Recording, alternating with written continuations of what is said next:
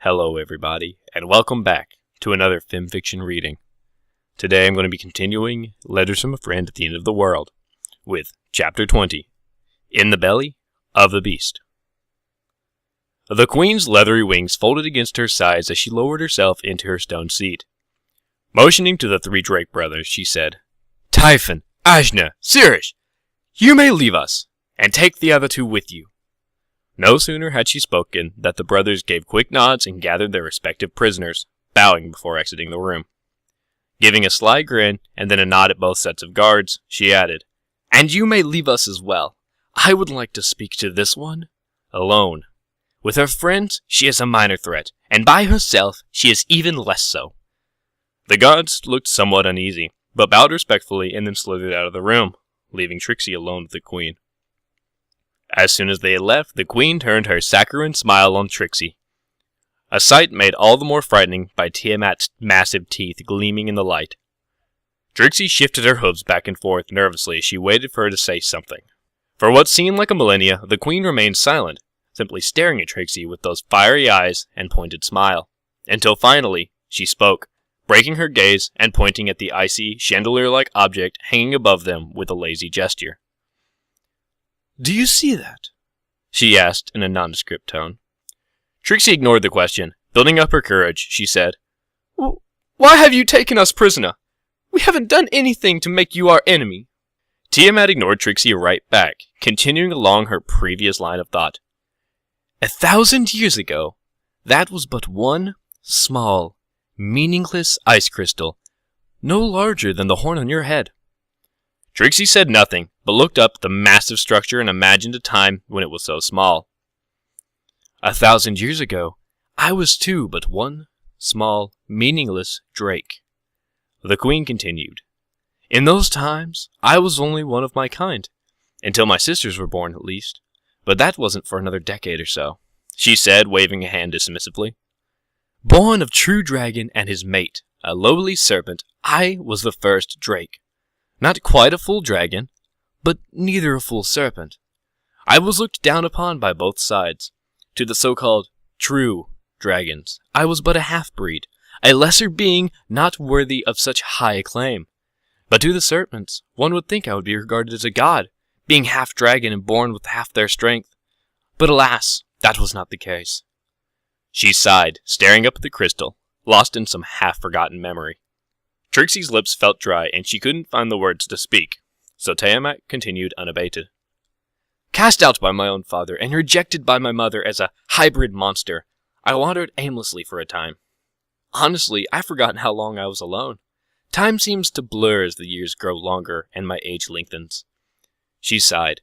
She paused for a moment, looking away from the crystal to stare down at Trixie. Does it not make you want to weep? Am I not to be pitied upon and looked down as so great as you? Trixie opened her mouth to respond. I... Tiamat waved her claw, silencing Trixie. Bah, spare me your mumbling, she said harshly. I'll not be the subject of your pity, even when you yourself are so pitiful, my little pony. Huffing and returning her gaze to the crystal, she said, Now then, as I was saying, being the first of my kind presented me with a great many problems. For one, I was unsure of the extent of my longevity, nor the potency of my magic, so seeing as I had crawled my way into this very cave we are in now, I tested my powers on the only object of note I could find, the ice crystal. But, Trixie started, furrowing her brow, it's just ice. What's so special about it? She glanced at Trixie. Ah, my dear, she grinned, that is where you are wrong. Without warning, the Queen swooped down and picked Trixie up with her massive claws. Together, they soared upwards to the massive ice structure. Despite it being a huge chunk of ice, it didn't feel cold as they approached it. In fact, the air seemed to get warmer, almost pleasantly so. An odd energy seemed to radiate from it, invisible, but very much palpable. It filled Trixie with an inner warmth and a sense of fullness that was unexplainable. She could feel its innate magic coursing through her, and she could sense that it was making her stronger just by being in its presence. But, on the other hand, so too was the Queen's strength growing. Her aura was overwhelming now, nearly smothering Trixie with its overbearing willpower. She almost felt suffocated, magically speaking, of course. As they neared the ice crystal, she noticed now that it was slowly rotating in place, and it seemed to pulse with life, although just barely. Trixie's face reflected in its many facets as they circled around it. She saw her own worried expression 1,000 times over, each face more worried than the last. As they finally came to a stop, she heard the Queen speak softly. "They call it the mountain soul, or sometimes the heart of the mountain, and when I found it, it was fragile and weak and in dire need of care. I poured myself into it, forcing my very essence into it, hoping to halt its inevitable march toward decay and then finally death." Tiamat reached one claw out and stroked the crystal, running along its length and over the many grooves and facets. "It has come a long way since then," she said, "and so too have I." Trixie saw Tiamat's reflection in the crystal. Her eyes were hard, and her face said nothing of her thoughts. Seizing the opportunity, Trixie asked, "Why is it they call it the mountain soul?" "Because that's what it is," she said simply as she stroked it. "This crystal represents the life of the Jormungandr, the mountain that we call home. It has kept us safe for a millennia, protected my brood from countless generations, and it's dying as we speak."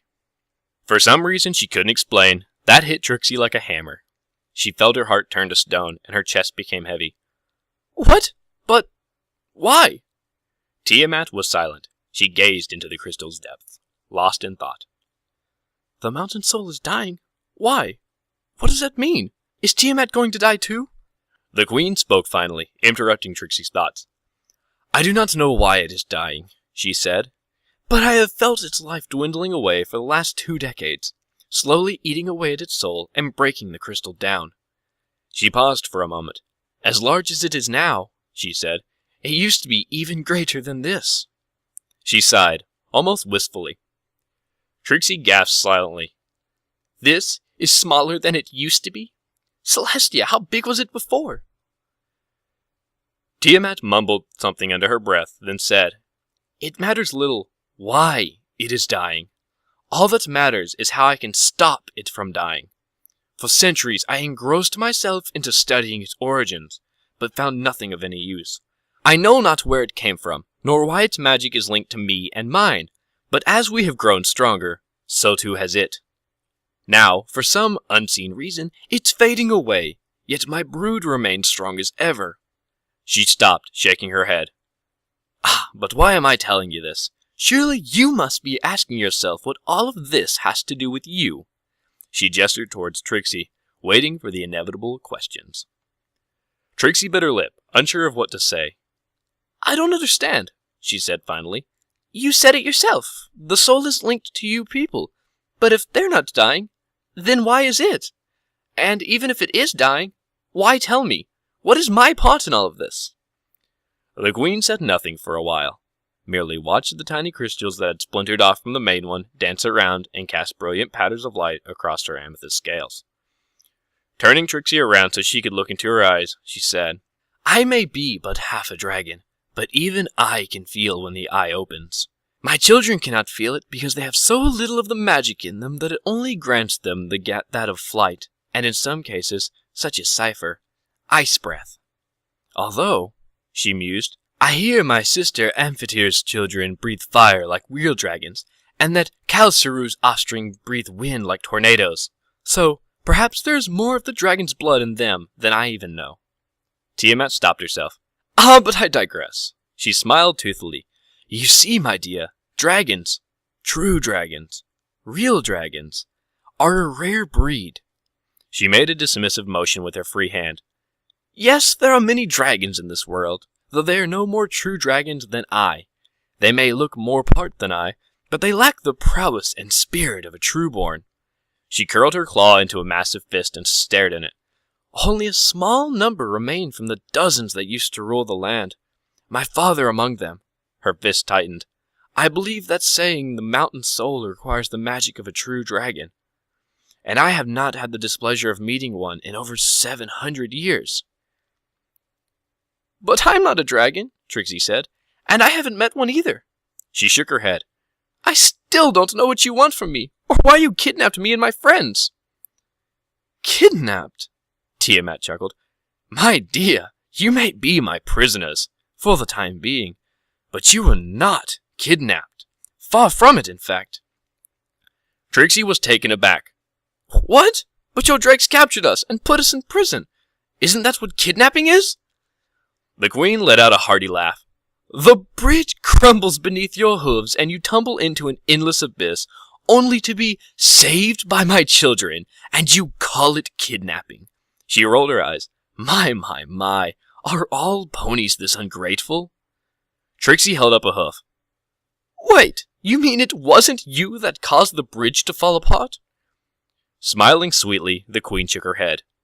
No, my little pony, it was not me, nor my brood, that caused you to fall.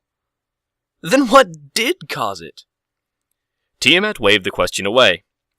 Regardless of how you got here, what matters is that you are here, she continued. And as I was saying, while you may not be a dragon now, you have looked upon the eye, something which few, especially of your kind, have ever done. And that means you breathed the dragon flame, and you spoke with the eye. One of the few trueborns left in this world after your goddess forced them out. She spat out the word goddess with an angry glare. Recomposing herself, she said, So yes, you are not a dragon, but you have spoken with one, and that is closer than I have come in many a century. Tiamat moved her head closer to Trixie's, lowering her face so that they were eye level. I must know, she said desperately. What did the eye tell you? What words did it speak to you while you were in its embrace? Trixie was caught off guard by the sudden interrogation. She struggled to find the right words. I mean, it told me. She trailed off as her mind raced. What do I tell her? She wondered. The truth? Is that the right answer? What would Twilight do? It told me nothing, she finally said. It showed me a big open field with lots of snow, but it didn't tell me anything. Tiamat eyed her suspiciously. Massive pupils dilated as she stared at Trixie, then narrowed into thin slits. Lies, she said matter-of-factly, moving away from Trixie. Lies, all of it. Trixie felt her stomach drop out of her chest as they were suddenly racing toward the ground. In mere seconds, they reached floor level, and Tiamat roughly dropped her onto the stone, seating herself back into the encrusted throne. She said with that all-too-familiar smile on her face, Fine, if that's how you want to play, my dear, then that is how we will play.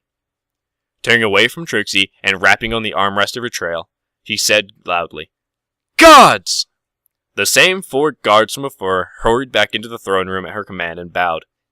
Take her back to our friend Cypher and have him keep them all separated, same as before. All 4 guards nodded quickly and scooped Trixie up. As they carried her out of the room, Trixie turned back to look at the queen. Watching her as she went through the doorway, Tiamat muttered under her breath, I'll discover your secrets, my dear, even if I have to squeeze them from you myself. She clenched her fist into a tight ball before glancing up at the mountain soul.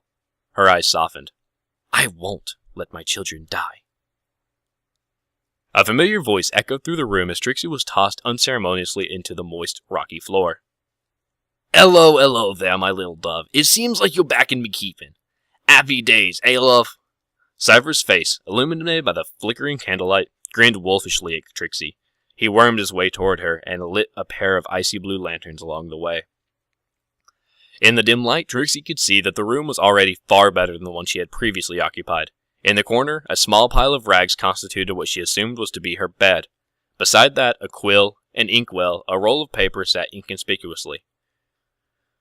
A plate of food and a cup of water occupied the other side of the room. Cypher beckoned her forward. With nowhere else to go, she obliged. They want you to be thrown back in that same room what you stayed before, but I says to 'em, there ain't no way to treat a guest, and a guest you all love. He motioned toward the bed, and then to the meager pile of food. Sees, I even got a bed all made up for you, a meal and everything. He laughed. No more. He paused. Hanging about waiting for the queen, eh? He nudged Trixie, grinning, waiting for a response. Eh? She said nothing, but picked up the quill and paper. What are these for? She asked. Cypher mumbled something incoherent, then sighed. Queen's orders and all. Weren't my doing. He shrugged. Says she wants you to write down what I told you. Says you'd know what that means. She also says that you ain't to be getting any food tills you do. But, seeing as I like you, I brought you that fine meal you see before you. He puffed out his chest proudly. Trixie smiled, and then looked more closely at what she supposed could be loosely defined as food, before fighting back a gag. Careful to not let Cypher see, she bit back the dry heave she could feel working its way up from her stomach, and said, "Thank you, Cypher. You're too kind." He chuckled, saying, I knows it ain't much, but yous could do a lot worse, eh? He set the lantern he was carrying down. You're the first prisoner what cared about me name, or all who Cypher was. Well, he said sheepishly, to be honest, you lot are the only prisoners I ever had. Well, you're doing a fine job so far, Trixie said. She flashed him a quick smile. This is easily the best prison experience I've ever had. Cypher wagged a finger at her. Now, love, flattery ain't the way to get into me art. It'll take a little more than a bit sweet talk to fool me. Trixie gasped dramatically. Fool you? Cypher, I was merely speaking the truth. I'm hurt that you would think I would try and fool you. Trixie curled her lip into a simper and stared at Cypher. I would never lie to you, Cypher. I love, and I'd never be so easily tricked by kind words and childish pouting. His words suddenly became harsh and his face hardened. I'm sticking me neck out to help you, and I don't need your false kindness to be making me question whether I did the right thing or not. Trixie recoiled. I'm sorry, Cypher. I didn't... He cut her off, holding up a hand. Save it for another time, love. He turned his back on her and left the room, slamming the door behind him as he called back. I'm off to go check on your friends now. At least Corona's up front about his dislike for me. Trixie cringed as she heard the door rattle. Maybe that was too much. Sighing, Trixie took in her surroundings and saw that, while it wasn't the nicest room she'd ever stayed in, it was far from the worst. At least now she wasn't a pony popsicle, or upside down.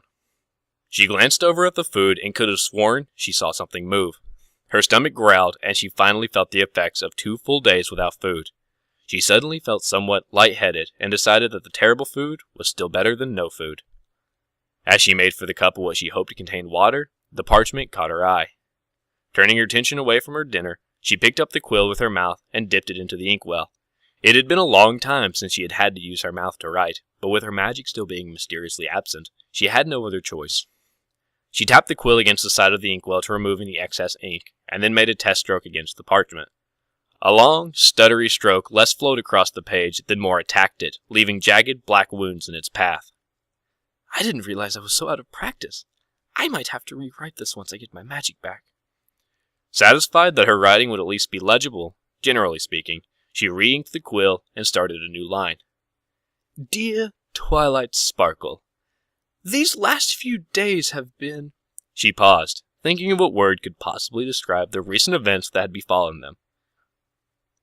Interesting.